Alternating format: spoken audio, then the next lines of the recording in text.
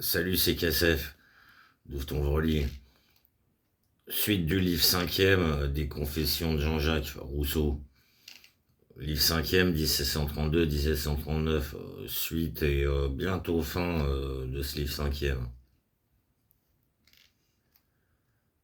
Ainsi s'établit entre nous trois, ainsi s'établit entre nous trois une société sans autre exemple peut-être sur la terre. Tous nos vœux, nos soins, nos cœurs étaient en commun. Rien n'en passait au-delà de ce petit cercle. L'habitude de vivre ensemble et d'y vivre exclusivement devint si grande que si dans nos repas un des trois manquait ou qu'il en vint un quatrième, tout était dérangé. Et malgré nos liaisons particulières, les tête-à-tête nous étaient moins doux que la réunion.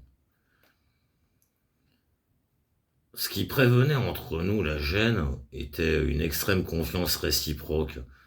Et ce qui prévenait l'ennui était que nous étions tous fort occupés. Maman, Madame de Varins, toujours protestante et toujours agissante, ne nous laissait guère oisifs, ni l'un ni l'autre, et nous avions encore chacun pour notre compte de quoi bien remplir notre temps.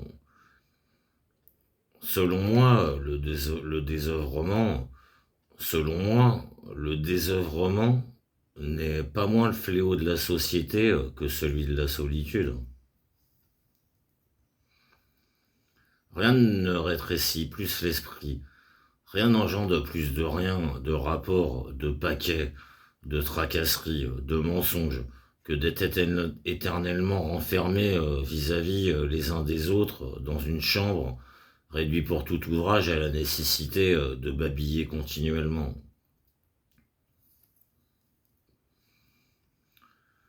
Quand tout le monde est occupé, l'on ne parle que quand on a quelque chose à dire. Mais quand on ne fait rien, il faut absolument parler toujours. Et voilà, de toutes les gênes, la plus incommode et la plus dangereuse. J'ose même aller plus loin, et je soutiens que pour rendre un cercle vraiment agréable, il faut non seulement que chacun y fasse quelque chose, mais quelque chose qui demande un peu d'attention. Faire des nœuds, c'est ne rien faire. Il faut tout autant de soin pour amuser une femme qui fait des nœuds que celle qui tient les bras croisés. Mais quand elle brode, c'est autre chose. Elle s'occupe assez pour remplir les intervalles du silence. Ce qu'il y a de choquant, de ridicule, est de voir pendant ce temps une douzaine de Flandrins se lever, s'asseoir, aller, venir, pirouetter sur leurs talons, retourner 200 fois les magots de la cheminée et fatiguer leur minerve à maintenir un intarissable flux de paroles.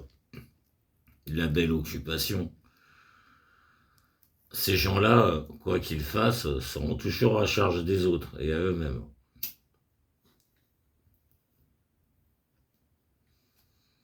Quand j'étais à Moutier, j'allais faire des lacets chez mes voisines. Si je retournais dans le monde, j'aurais toujours dans ma poche un bilboquet, et j'en jouerais toute la journée pour me dispenser de parler quand je n'aurais rien à dire. Si chacun en faisait autant, les hommes deviendraient moins méchants, leur commerce deviendrait plus sûr et je pense plus agréable. Enfin, que les plaisants rient s'ils veulent.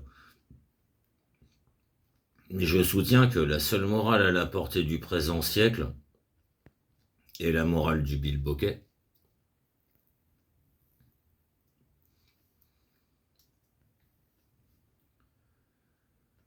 Au reste, on ne nous laissait guère le soin d'éviter l'ennui par nous-mêmes. Et les importuns nous en donnaient trop par leur affluence, pour nous en laisser quand nous restions seuls. L'impatience qu'ils m'avaient donnée autrefois n'était pas diminuée, et toute la différence était que j'avais moins de temps pour m'y livrer. La pauvre maman n'avait point perdu son ancienne fantaisie d'entreprise et de système.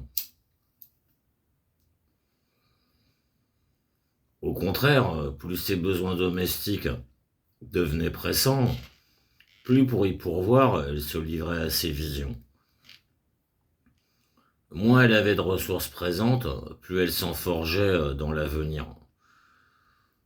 Le progrès des ans ne faisait qu'augmenter en elle cette manie, et à mesure qu'elle perdait le goût des plaisirs du monde et de la jeunesse, elle le remplaçait par celui des secrets et des projets. La maison ne désemplissait pas de charlatans, de fabricants, de souffleurs, d'entrepreneurs de toute espèce, qui, distribuant par millions la fortune, finissaient par avoir besoin d'un écu. Aucun ne sortait de chez elle avide, et l'un de mes étonnements est qu'elle ait pu suffire aussi longtemps à tant de profusion sans en épuiser la source et sans lasser ses créanciers.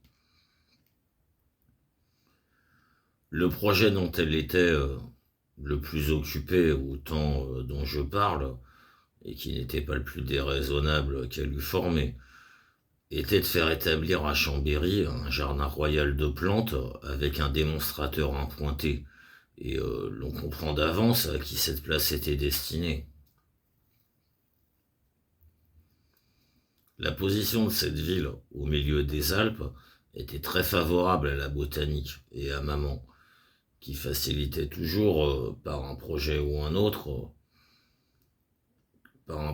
qui facilitait toujours un projet par un autre, pardon. Il joignait celui d'un collège de pharmacie qui véritablement paraissait très utile dans un pays aussi pauvre, où les apothicaires sont presque les seuls médecins.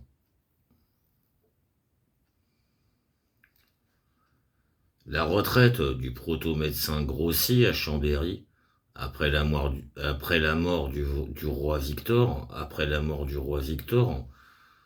lui parut favoriser beaucoup cette idée et la lui suggéra peut-être.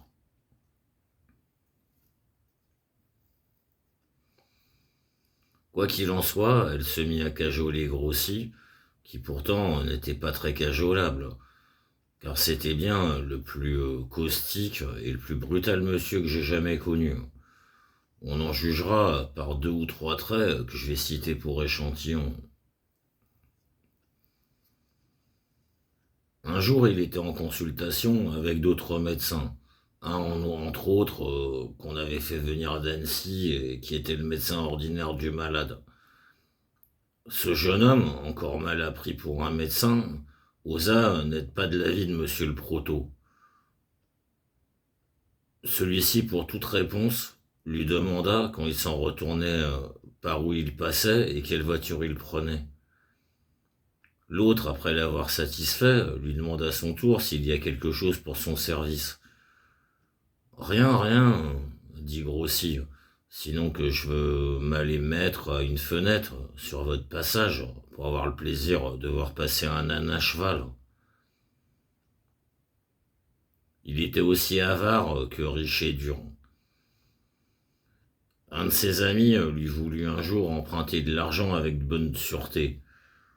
Mon ami, lui dit-il, en lui serrant le bras et en grinçant les dents, quand Saint-Pierre descendrait du ciel m'emprunter 10 pistoles et qu'il me donnerait la Trinité pour caution, je ne les lui prêterai pas.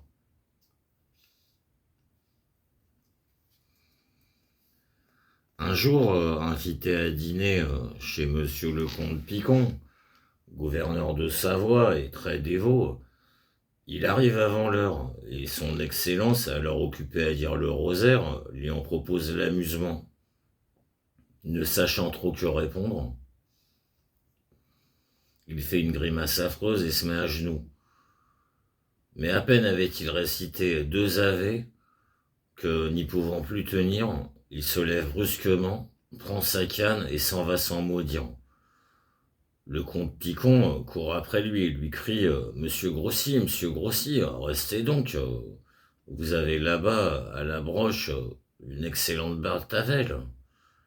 Une excellente Bartavelle. Monsieur le comte, lui répond l'autre en se retournant, vous me donneriez un ange rôti que je ne resterai pas. Une Bartavelle.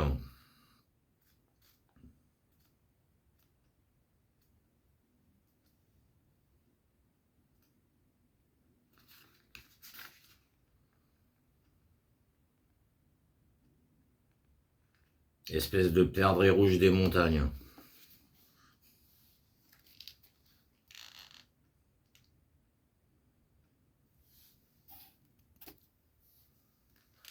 Voilà quel était le proto-médecin, monsieur le proto-médecin Grossi, que maman entreprit et vint à bout d'apprivoiser.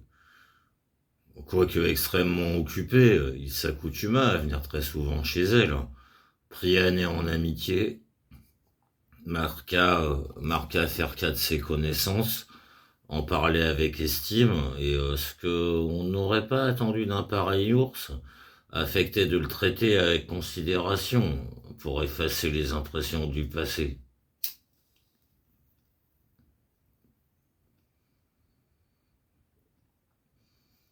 Car quoique Hannay ne fût plus sur le pied d'un domestique, on savait qu'il l'avait été, et il ne fallait pas moins que l'exemple et l'autorité de monsieur le proto-médecin pour donner à son égard le ton qu'on n'aurait pas pris de tout autre.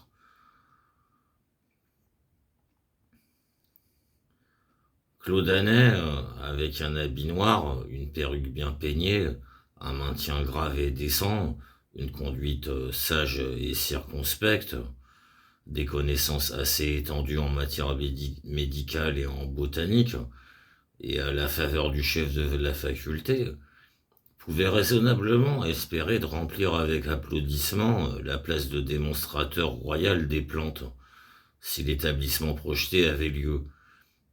Et réellement grossi, on avait goûté le plan, l'avait adopté, et n'attendait pas pour le proposer à la cour que le moment où la paix permettrait de songer aux choses utiles, et laisserait disposer de quelque argent pour y pourvoir.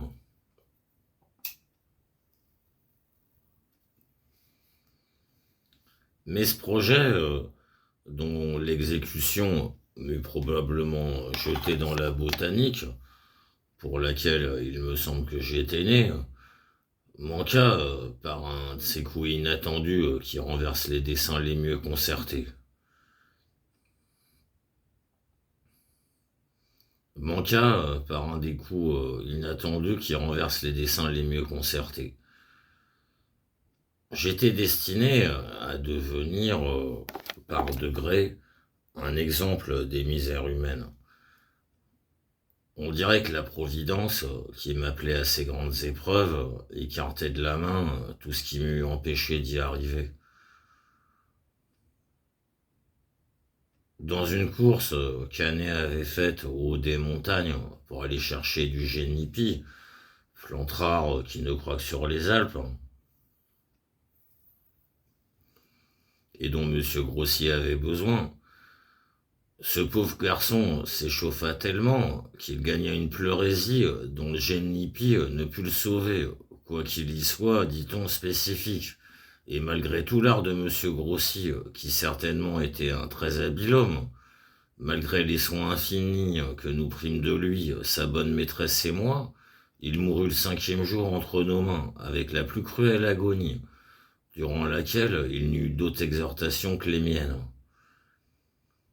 Et je les lui prodiguai avec des élans de douleur et de zèle, qui, s'il était en état de m'entendre, devaient être de quelque consolation pour lui. Voilà comment je perdis le plus solide ami que j'eus en toute ma vie, homme estimable et rare, en qui la nature tint lieu d'éducation, qui nourrit dans la servitude toutes les vertus des grands hommes, et à qui peut-être il ne manqua, pour se montrer tel à tout le monde, que de vivre et d'être placé.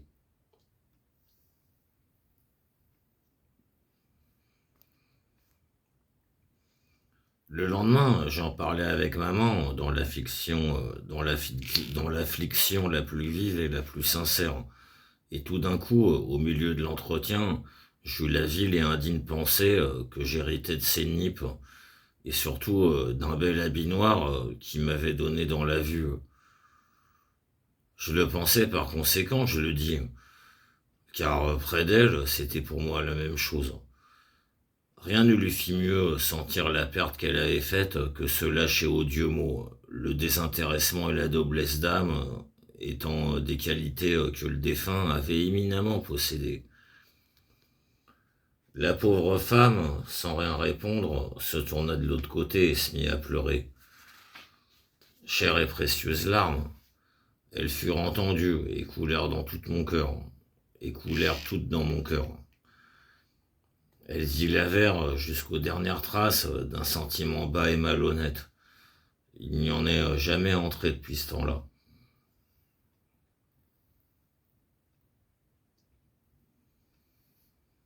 Certes, cette perte causa à maman autant de préjudice que de douleur. Depuis ce moment, ses affaires ne cessèrent d'aller en décadence. Annay était un garçon exact et rangé, qui maintenait l'ordre dans la maison de sa maîtresse. On craignait sa vigilance, et le gaspillage était moindre. Elle-même craignait sa censure, et se contenait davantage dans ses dissipations. Ce n'était pas assez pour elle de son attachement. Elle voulait conserver son estime, et elle redoutait le juste reproche qu'il osait quelquefois lui faire, qu'elle prodiguait le bien d'autrui autant que le sien, qu'elle prodiguait le bien d'autrui autant que le sien. Je pensais comme lui, je le disais même, mais je n'avais pas le même ascendant sur elle, et mes discours n'en imposaient pas comme les siens. Quand il ne fut plus, je fus bien forcé de prendre sa place, pour laquelle j'avais aussi peu d'aptitude que de goût. Je la remplis mal. J'étais peu soigneux. J'étais fort timide. Tout en grondant à part moi, je laissais tout aller comme il allait. D'ailleurs, j'avais bien obtenu la même confiance, mais non pas la même autorité. Je voyais le désordre, j'en gémissais, je m'en plaignais, et je n'étais pas écouté. J'étais trop jeune et trop vif pour avoir le droit d'être raisonnable, et quand je voulais me mêler de faire le censeur, maman me donnait de petits soufflets de caresse, m'appelait son petit mentor, et me forçait à reprendre le rôle qui me convenait.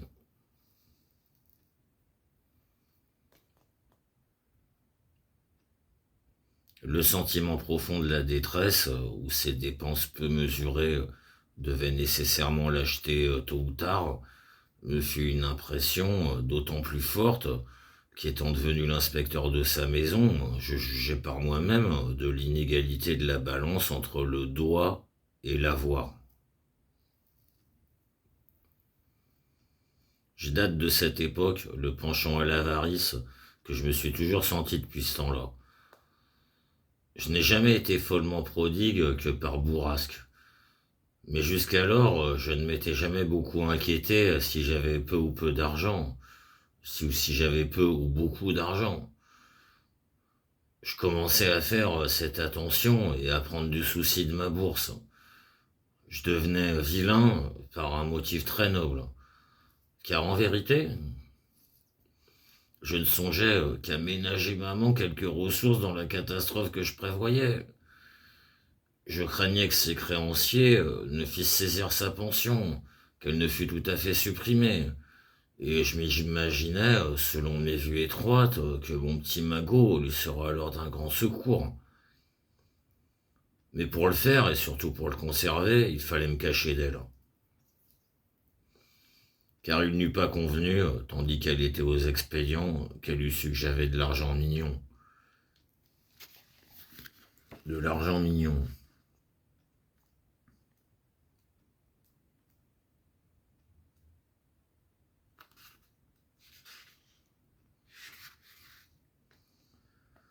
En style familier, de l'argent comptant qu'on a mis en réserve pour quelques dépenses superflues.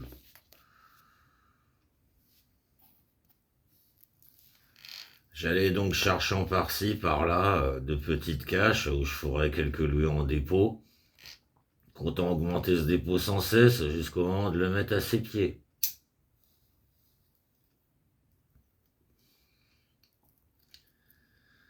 Mais j'étais si maladroit dans le choix de mes cachettes qu'elle les éventait toujours. Puis pour m'apprendre qu'elle les avait trouvées, elle ôtait l'or que j'y avais mis et en mettait davantage en autre espèce. Je venais tout honteux rapporter à la bourse commune mon petit trésor, et jamais elle ne manquait de l'employer en nip ou meuble à mon profit, comme épée d'argent, montre ou autre chose pareille.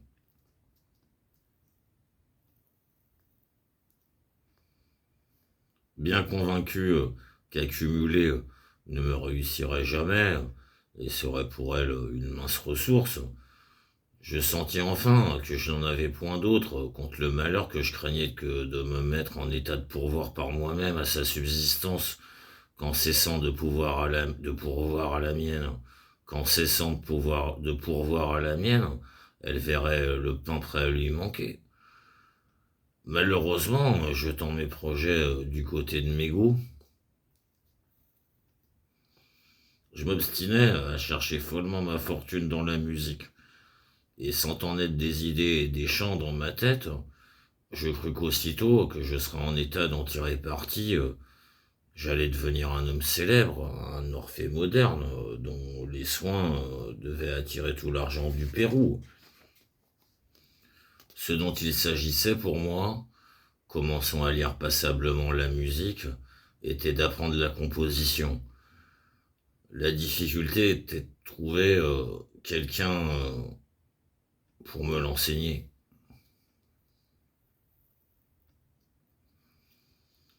Car avec mon rameau seul, je n'espérais pas y parvenir par moi-même. Et depuis le départ de monsieur le maître, il n'y avait personne en Savoie qui entendit rien à l'harmonie. Ici, l'on va voir encore une de ces inconséquences dont ma vie est remplie et qui m'ont fait si souvent aller contre mon but. Lors même que j'y pensais tendre directement. Venture m'avait beaucoup parlé de l'abbé Blanchard, son maître de composition, homme de mérite et d'un grand talent, qui pour lors était maître de musique de la cathédrale de Besançon et qui l'est maintenant de la chapelle de Versailles. Je me mis en tête d'aller à Besançon prendre le son de l'abbé Blanchard, et cette idée me parut si raisonnable que je parvins à la faire trouver telle à maman. La voilà travaillant à mon petit équipage, et cela avec la profusion qu'elle mettait à toute chose. Ainsi toujours, avec le projet de prévenir une banqueroute et de réparer dans l'avenir l'ouvrage de sa dissipation, je commençais dans le moment même par lui causer une dépense de 800 francs. J'accélérais sa ruine pour me mettre en état d'y remédier. Quelle folle que fut cette conduite, l'illusion était entière de ma part et même de la sienne. Nous étions persuadés, l'un et l'autre, moi que je travaillais utilement pour elle, elle que je travaillais utilement pour moi.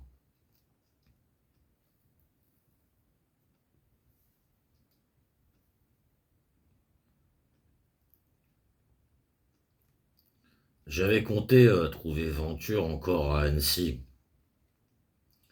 et lui demander une lettre pour l'abbé Blanchard. Il n'y était plus. Il fallut pour tout renseignement me contenter. Il fallut pour tout renseignement me contenter d'une messe à 4 parties de sa composition et de sa main qu'il m'avait laissée. Avec cette recommandation, je vais à Besançon, passant par Genève, où je fus voir mes parents, et par Nyon, où je fus voir mon père, qui me reçut comme à son ordinaire, et se chargea de me faire venir ma malle, qui ne venait qu'après moi parce que j'étais à cheval. J'arrive à Besançon. L'abbé Blanchard me reçoit bien, me promet ses instructions et m'offre ses services. Nous étions prêts à commencer quand j'apprends par une lettre de mon père que ma malle a été saisie et confisquée aux Rousses, bureau de France sur les frontières de Suisse. Effrayé de cette nouvelle, j'emploie les connaissances que je m'étais faites à Besançon pour savoir le motif de cette confiscation. Car bien sûr, de n'avoir point de contrebande, je ne pouvais concevoir sur quel prétexte on l'avait pu fonder. Je l'apprends enfin, Il faut le dire, car c'est un fait curieux. Je voyais à Chambéry un vieux Lyonnais. Je voyais à Chambéry un vieux Lyonnais, fort bonhomme, appelé Monsieur Duvivier, qui avait travaillé au Visa sous la Régence, et qui, faute d'emploi, était venu travailler au cadastre. Il avait vécu dans le monde. Il avait des talents, quelques savoirs, de la douceur, de la politesse. Il savait la musique, et comme j'étais de chambré avec lui, nous nous étions liés de préférence au milieu des ours mal léchés qui nous entouraient. Il avait à Paris des correspondances qui lui fournissaient ses petits riens, ces nouveautés éphémères qui courent comme on ne sait pourquoi, qui meurent on ne sait comment, sans que jamais personne n'y repense quand on a cessé d'en parler. Comme je le menais quelquefois dîner chez maman, il me faisait sa cour en quelque sorte. Et pour se rendre agréable, il tâchait de me faire aimer ses fadaises pour lesquelles j'eus toujours un tel dégoût qu'il ne m'est arrivé de la vie d'en lire une à moi seul. Pour lui complaire, je prenais ses précieux torche-cul, je les mettais dans ma poche et je n'y songeais plus que pour le seul usage auquel ils étaient bons. Malheureusement, un de ces maudits papiers resta dans la poche de veste d'un habit neuf que j'avais porté 2 ou 3 fois pour être en règle avec les commis. Ce papier était une parodie janséniste, assez plate de la belle scène du Mithridate de Racine. Je n'en avais pas lu d'hiver et j'avais laissé par oubli dans ma poche. Et l'avais laissé par oubli dans ma poche. Voilà ce qui fit confisquer mon équipage. Les commis firent à la tête de l'inventaire de cette malle un magnifique procès-verbal où, supposant que cet écrit venait de Genève pour être imprimé et distribué en France, il s'étendait en sainte invective contre les ennemis de Dieu et de l'Église, et en éloge de leur pieuse vigilance qui avait arrêté l'exécution de ce projet infernal.